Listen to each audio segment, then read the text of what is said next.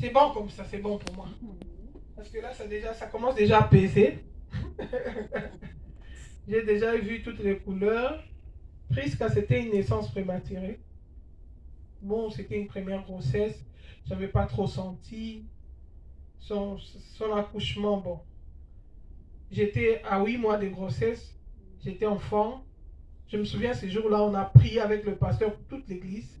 On faisait les services ensemble. Les gens tombaient. J'étais tout en forme. C'était la première grossesse. J'étais encore forte. Alléluia. Samuel est arrivé. Puisque c'était la largeur, Samuel c'était le devant là, un gros ventre là. Lui, sa naissance c'était quoi? L'hémorragie.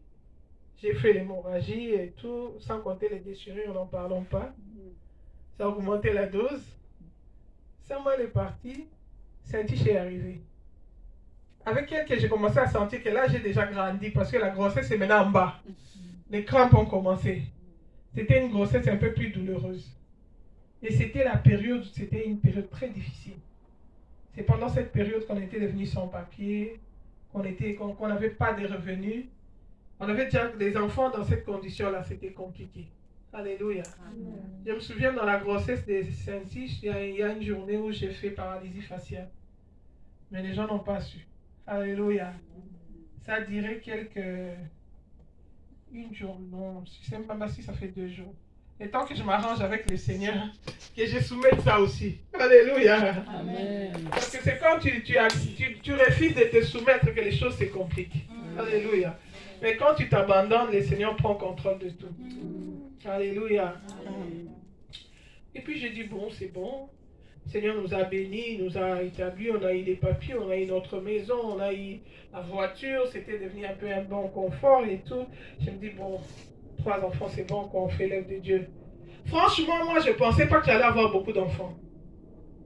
Pourquoi? Parce que quand j'étais jeune, quand le Seigneur m'avait donné une soeur qui l'a maltraité des fois, on les rejetait parce qu'il était un garçon, il n'avait pas le droit de venir dans leur chambre, il était tellement malheureux.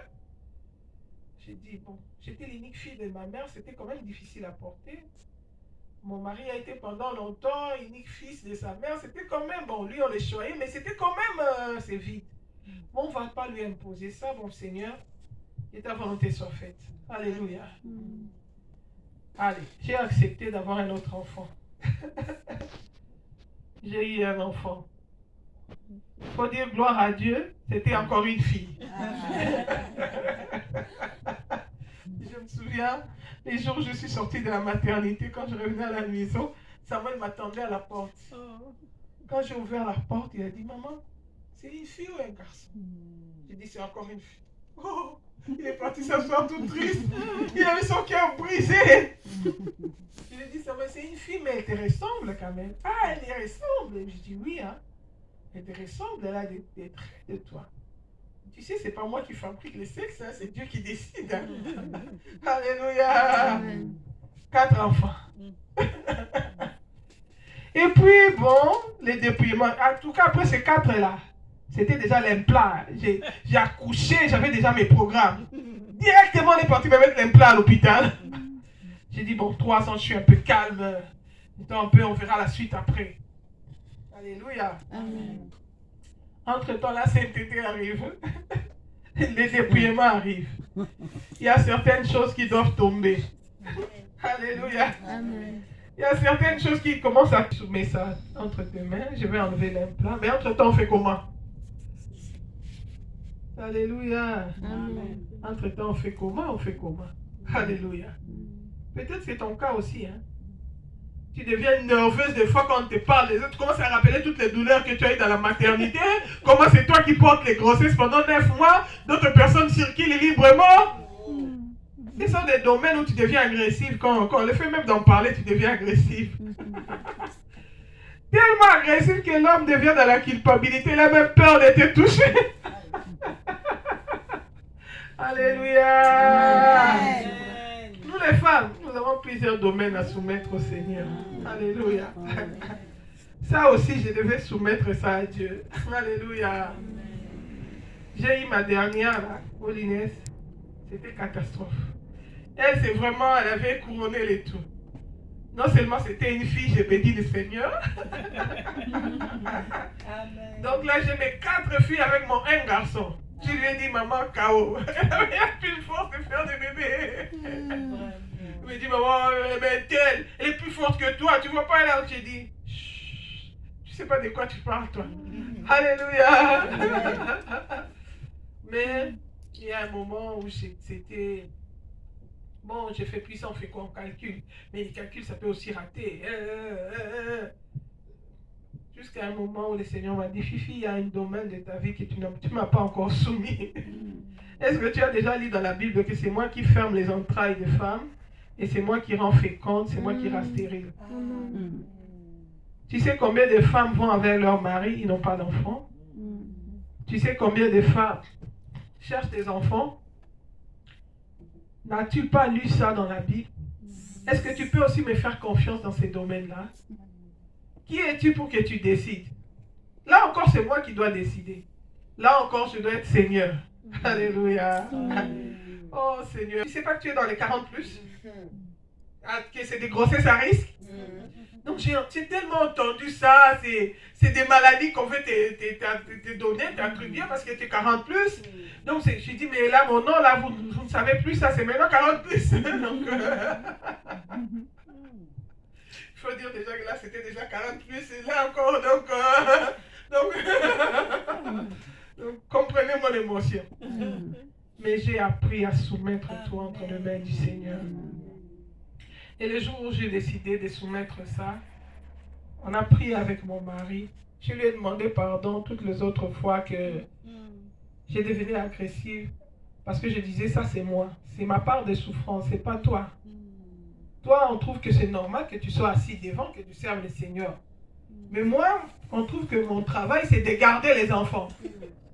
Pendant que moi, le Seigneur me réclame aussi dans son travail. Je fais comment? C'est ça. Alléluia. Donc, comme c'est moi qui ai enduré, donc je ne permettais pas qu'il entre là-dedans parce que ce n'est pas lui qui a enduré. Ok, non, ce n'est pas ça la volonté de Dieu. Je devais soumission au Seigneur, mais soumission aussi à mon mari. Ça aussi, on va parler de ça. Alléluia. Amen. On aura beaucoup de thèmes à développer par la grâce de Dieu, si le Seigneur nous fait grâce. Donc, ça sera un moment de sacrifice. Hein? C'est pourquoi quand je dis on se repose, repose-toi vraiment. Parce que quand on commence vraiment. Donc, on ne dort pas, on travaille. Alléluia. Amen. On va parler de l'habillement de la femme. On va parler de la soumission de la femme. On va parler du service de la femme dans l'église. On va parler de... Vous allez écouter mon témoignage, mon parcours avec le Seigneur. On va parler de la maturité chrétienne. Et on va prier. On va finir par là. Alléluia. Amen. Mais aujourd'hui, dans un premier temps, le Seigneur nous apprend à tout soumettre. Nous allons apprendre à nous soumettre devant le Seigneur. Parce que le Dieu que nous servons, c'est un Dieu qui fait les bilans. Il a pesé la vie de Belshazzar. Il était léger. On l'a compté, on l'a divisé. Notre prière est qu'en sortant d'ici, que nous, notre vie, soit agréable au Seigneur. Alléluia. Amen. C'est pourquoi un véritable enfant de Dieu, quand la Bible dit qu'en tout temps que tes vêtements soient blancs, ça veut dire que tu ne sais pas dans quel état ça peut te trouver. C'est pourquoi un homme qui était averti comme David, il disait quelque chose dans le livre de Psaume 139. Psaume 139.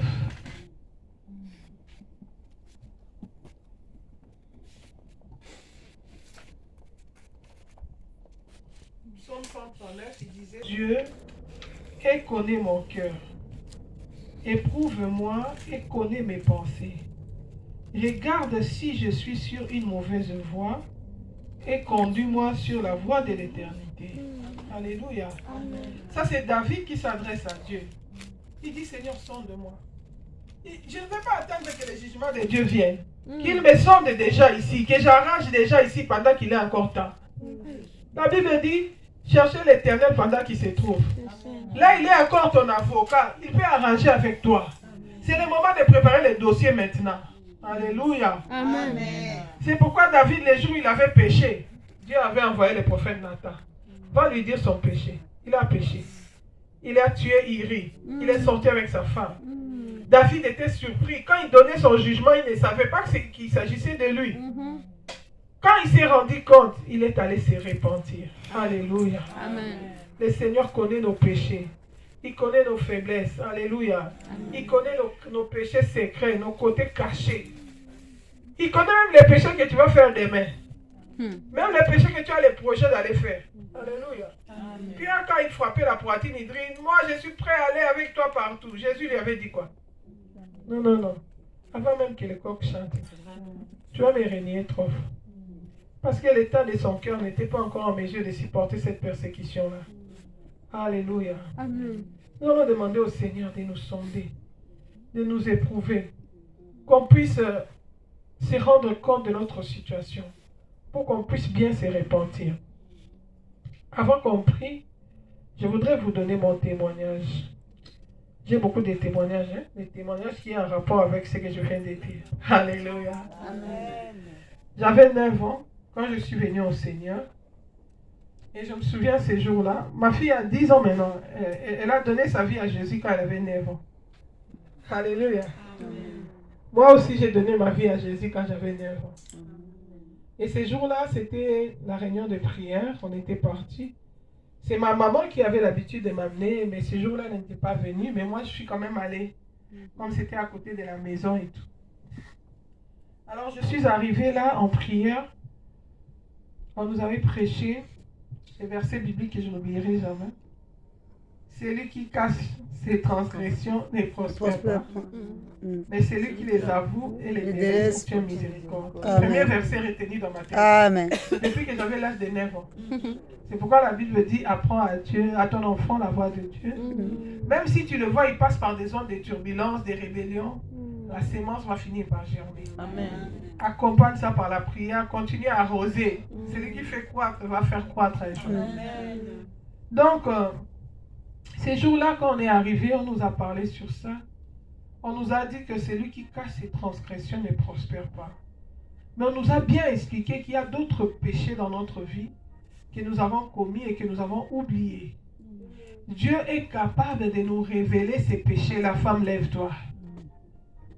Dieu est capable de nous révéler ces péchés-là pour que nous puissions nous repentir, que nous puissions demander pardon au Seigneur, pour que nous puissions prospérer. Alléluia. J'avais 9 ans et on a commencé à prier. Ces jours-là, la présence de Dieu était au rendez-vous. Alléluia. Pendant qu'on priait, le Saint-Esprit était en action. Chacun priait. Mais moi aussi, j'ai prié au Seigneur. J'ai dit, Seigneur, s'il y a des péchés que j'ai fait dans ma vie, que j'ai oubliés, je n'ai pas demandé pardon. S'il te plaît, Seigneur, révèle-moi. Parce que je voudrais demander pardon. Je ne voudrais pas cacher mes péchés. Et quand j'ai prié comme ça, automatiquement, le Seigneur m'a répondu. Il y a eu un écran qui s'est ouvert devant moi. Et dans cet écran-là, c'était au ciel comme ça, il y a l'écran qui s'est ouvert. On a commencé à jouer les films de ma vie. C'est comme nous voyons aujourd'hui les écrans plats ici. C'est grand et puis tu peux voir. C'était un grand écran comme ça. Et dans le film qu'on montrait là, c'était le film de ma vie. Je me voyais dans mes péchés de petite fille.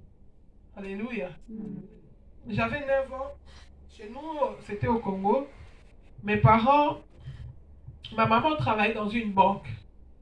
Et alors, chaque le 25 du mois, on nous donnait un colis. On a donné un colis pour la famille. C'était les boîtes de lait, les boîtes de conserve. C'était plein de trucs pour la famille. Et alors, les parents, pour garder ça, ils gardaient dans la chambre à coucher. Et chaque fois qu'on devait faire le thé, le petit déjeuner, moi, comme j'étais l'aîné, on m'envoyait pour aller prendre du lait. C'est pas comme ici où on dépose tout à la table et tu te sers comme tu veux. Là-bas, il faut gérer la crise. Alléluia. Donc, on te donne, va prendre du lait et du sucre. Donc, tu pars avec un gobelet là. Tu mets tu connais déjà la mesure que tu dois prendre. Et pour amener ça, pour qu'on fasse le lait pour tout le monde. Comme ça, il y en a pour tous les jours, jusqu'à la fin du mois. Parce que si on abandonne ça à la portée des enfants, ils peuvent l'utiliser abusivement. Et alors, moi, qu'est-ce que j'avais comme habitude? J'aimais bien les laits en poudre. Et quand j'allais, je prenais une cuillère pour moi. Je fais passer, vous savez, quand tu manges des laits en poudre, ça pousse à tousser un peu. Et je faisais passer la cuillère du sucre là. Ça faisait un coup là, c'est bon, là j'avais pris l'habitude. Alléluia. Je volais les laits en poudre. Et après, je suis bien à la bouche, je fais semblant comme si rien n'était. Alléluia. Et puis je pars remettre, personne ne m'avait attrapé. Personne n'était au courant, mais le ciel était au courant. Alléluia. Amen. Et ces jours-là, quand j'ai prié, on a commencé à jouer les films de ma vie. On m'a menti, je me suis vue. C'est pourquoi personne ne va échapper dans le jugement du Seigneur. Le Seigneur ne va pas voir, tu avais 9 ans. Oh, comme nous on tolère le péché aux enfants. On m'a compté mes péchés de 9 ans, de 5 ans. J'ai commencé à pleurer. Non seulement parce que je me suis vue, j'ai dit, mais qui va échapper au jugement de Dieu? Non seulement à cause de ça, mais c'est l'amour de Dieu me dépassait aussi. Comment Dieu a pu me répondre comme ça, moi? J'ai pris, je vois que l'amour de Dieu. Ces jours-là, l'amour de Dieu a débordé dans mon cœur. Je pleurais, j'ai répondu mon âme. C'est ces jours-là que j'ai donné ma vie à Jésus. C'est ces jours-là que j'ai pris la décision de marcher dans l'obéissance à la parole de Dieu. C'est ces jours-là que la haine du péché est entrée dans mon cœur. Et le Seigneur m'a dit, Fifi, si tu me crains, un jour je reviendrai te prendre. Tu iras au ciel. Amen. J'ai dit, Seigneur, garde-moi fidèle à toi. C'est ce même jour-là que j'ai commencé à chercher mon baptême. J'ai dit, moi, il faut que je me fasse baptiser parce que je dois aller au ciel. Alléluia. Et c'est comme ça que je menais ma vie. Je n'étais pas encore parfaite. Hein? À cette époque-là, je me souviens, ces jours-là, quand on a prié pour moi, on est venu me ramener à la maison chez mes parents. Notre encadreur a commencé à s'entretenir avec ma mère pour lui dire que celle-là, c'est une servante de Dieu. Elle a servi les seigneurs. Il faut l'encadrer et tout ça.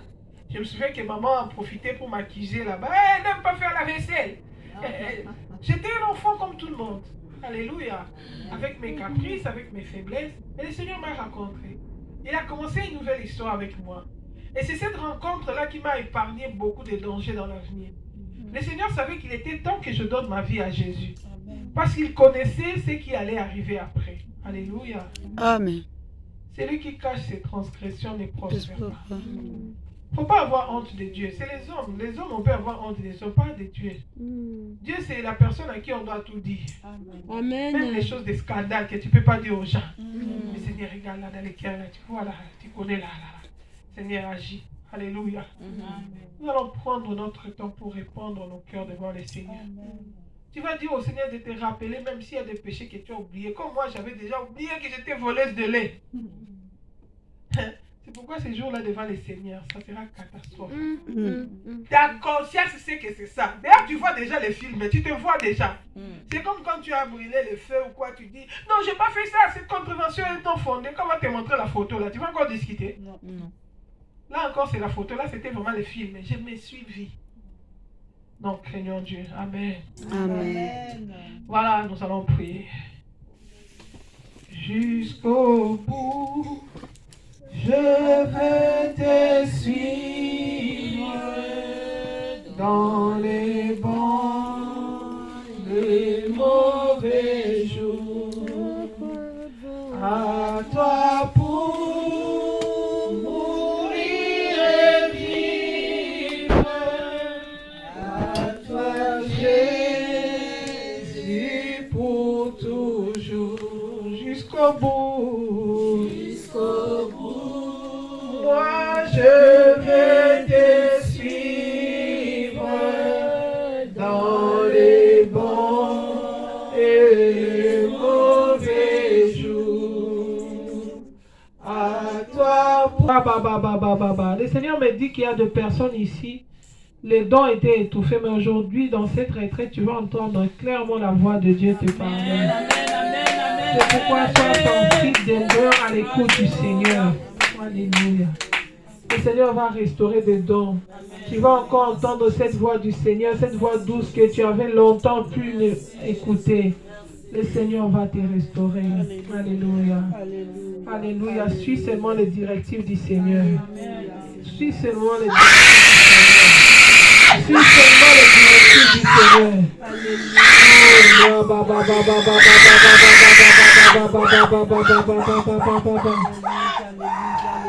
Alléluia.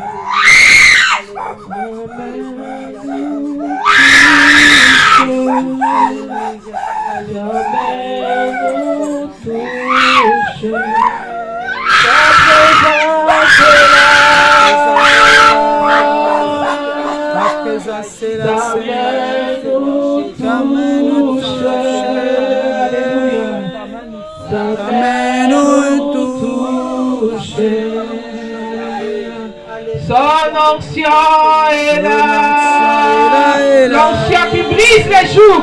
Oh, ta main nous touche, oui, nous touche, sa main nous touche. Laisse libre accès au Saint-Esprit. Oh, sa puissance est là. Oh, sa main nous touche. Ta main nous touche. Je libère l'action du Saint-Esprit dans cette salle. Je libère l'action du Saint-Esprit dans cette salle. Je déclare que la puissance de Dieu descende maintenant dans la vie de chaque maman qui est disposée, dans la vie de chaque personne qui a disposé son cœur.